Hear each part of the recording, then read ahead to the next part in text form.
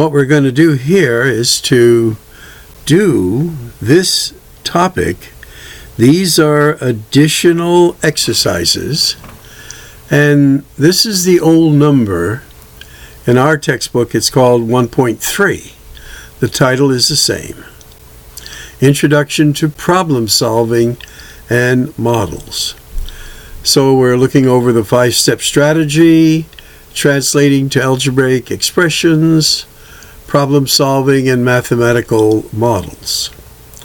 To start us off, we're going to look at these vocabulary words and see if in fact we can put them in the correct order.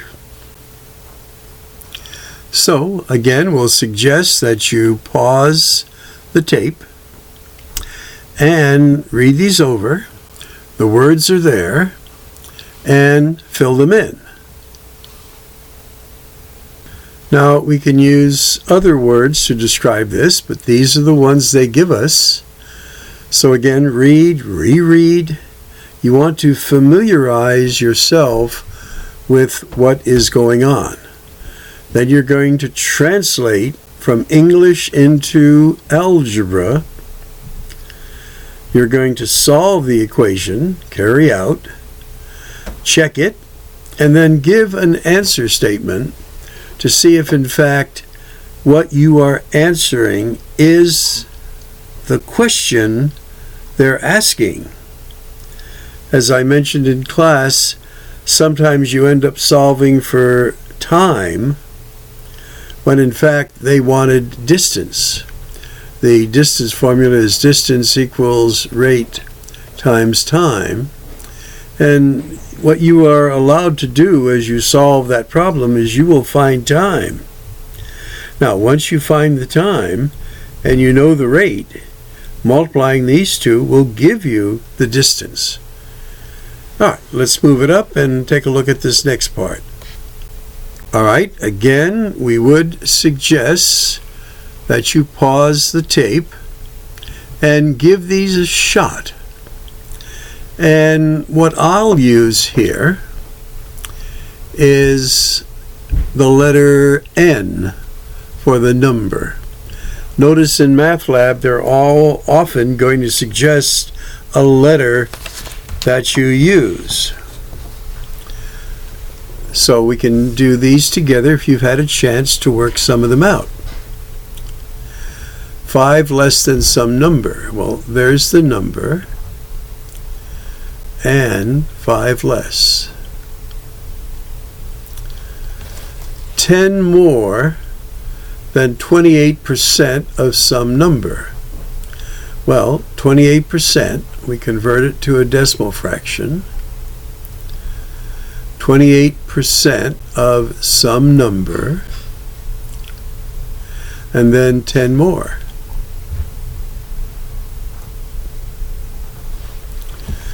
Two less than half of a number. Well, half of a number, there's 2 ways to write this. Half of a number, and then 2 less. And this would also be correct. Half can be written as 0.5 in decimal form.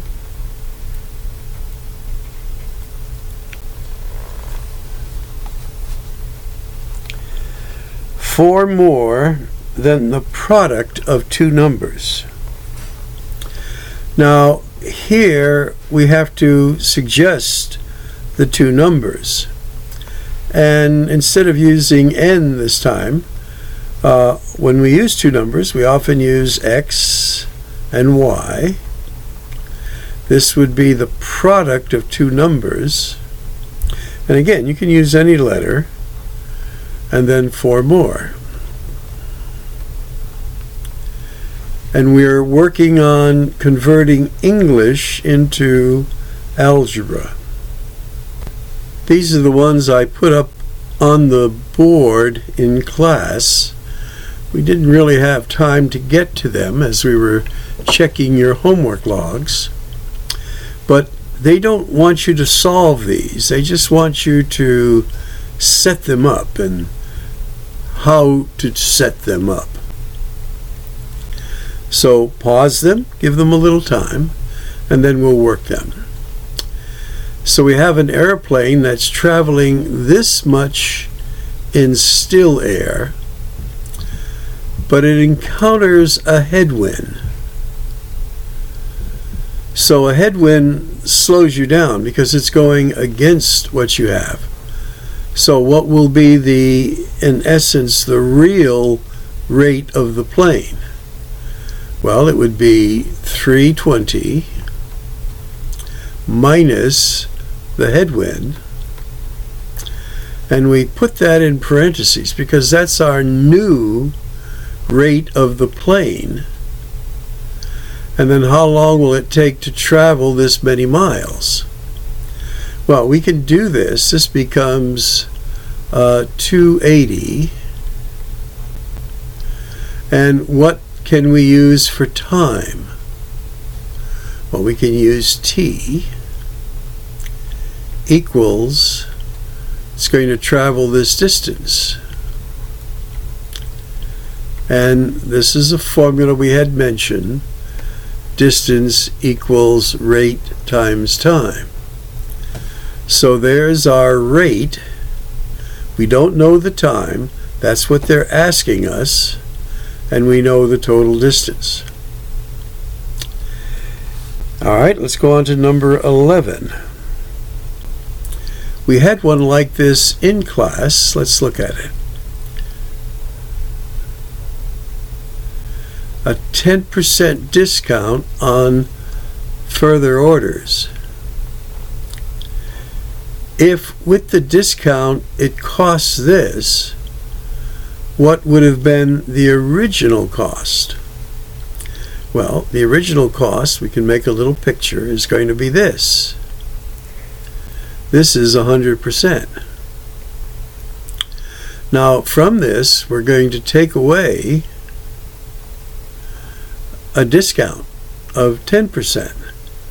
We did this one in class. So what, in essence, is this percent? Well, this is going to be 90%. So we want to find out what was the 100%. What was the original?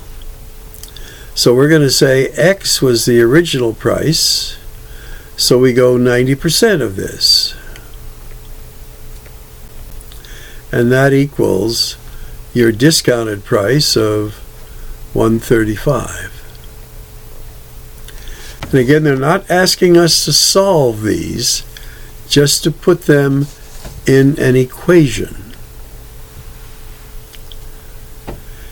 Now for number 12, we had one like this in class. So we're going to make a picture of a triangle. And remember, it doesn't have to be proportional, just so we mark it. One angle is twice as great as the second angle. Well, let's call this the second angle right there. So one angle is twice as great. So that would be 2s. The third angle measures 12 degrees less than the second angle.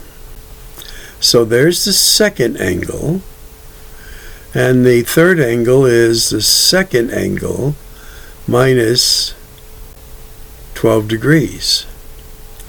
Now what will the equation be? And we had a quadrilateral in our class. This is a triangle, so triangles equal 180. So our equation then will be S plus 2s plus s minus 12 equals 180. Okay?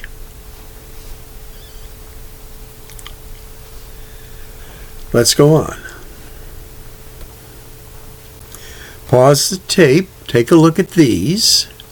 Again, you want to see if in fact you can get it on your own. Now here we have 4 tests. We're wondering what would they have on a 5th test so that their average would be 80%. Well, you find average by taking all the scores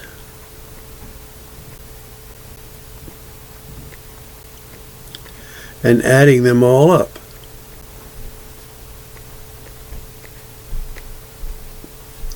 And the one that you are wondering about will be X.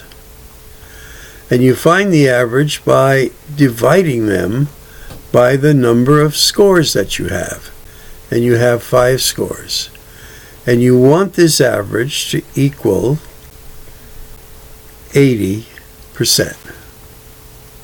And that's the formula. And you might say, well, how would I find that out? Well, again, let's work this one. We said that when you have a fraction, you're going to multiply both sides by the lowest common denominator, which happens to be 5. So on this side, it cancels out, and that's going to equal 400. Now what I'll do is add up these 4 scores, then subtract this total from both sides, and that's what our answer will be. So when I added these 4 scores, I got 304. So I'm going to subtract 304 from both sides, and I get X equals 96. So you would have to have a 96 on this 5th test to have an average of 80%. All right, let's look at number 14 here. Now, here, again, sometimes the reading gets a little confused. Ashley's algebra class has 32. And this is greater than the number of students in her history class by 8. So if we subtract 8 from this, that will equal the number of students in her history class. So again, not a lot to do here, and as you can see, there's going to be 24. This one was easy to solve. But again, trying to understand the English and then setting it up in a way to carry out the calculation or the equation depending what you have. Let's go on. We'll use the same technique here, but this time they do want us to solve it. So in this year, Donna sold this much worth of tea. This was 4/5. How about 5/4 of the amount she sold in 2010? Well, how much did she sell in 2010? She sold N amount. And that was 5/4 of what she sold that year. So, N was the original amount she sold in 2010. She sold 5/4 of that original amount, and that was this in 2011. So you might say, how do you solve this? Well, again, this was one of the examples we had in class where we're going to take the reciprocal of this, because we want to get N all by itself, and multiply this by its reciprocal. So again, you could multiply this by 4, divide by 5, or 5 will cancel in there and then multiply by 4. But either way, the answer comes out to 6,200. All right, Ethan owns 5 fewer video games than Elise. Together, they own 69 video games. How many video games does Ethan own? Now, both of them have E, so it's kind of hard to use the E here. But how many does one of them own? Well, Ethan owns 5 fewer games than Elise. So we're going to say let X equal Elise. How many games does Ethan own? Well, can you see he owns X, that amount, less 5. And together they own 69. So this is going to be 2x. I'm going to add 5 to both sides. And this gives me 74. Divide both sides by 2. X is going to be 37. Now, this is the amount that Elise has. They want the answer, how many does Ethan own? Well, if Elise has 37, he owns 5 less. So that's going to be 32. And notice that 32 and 37 add up to 69. Again, pause the tape, take a look, and see what you can come up with. Well, I would suggest a rectangle. We're looking for width of a rectangular room that is 1/2 its length. Well, we're going to call the width W. And again, there's different ways to do this, but the length then is going to be twice that much, 2W. Can you see that the width is half of that? So this is one way to write it. Now we're looking for perimeter, where we're going to measure all of the sides. So this side is 2W, and this side is W. So we just add them all up. 4, 6W equals 84. And we divide everything by 6, and we get W equals 14. Well, if width is 14, what will our length be? 28. Just double it. So the dimensions are 14 by 28. All right, Kevin's boat can travel 12 kilometers in still water. How long will it take him to travel 40 kilometers going downstream with the current making him go faster? So again, pause it if you don't want the spoiler, because I'm going to do that right now.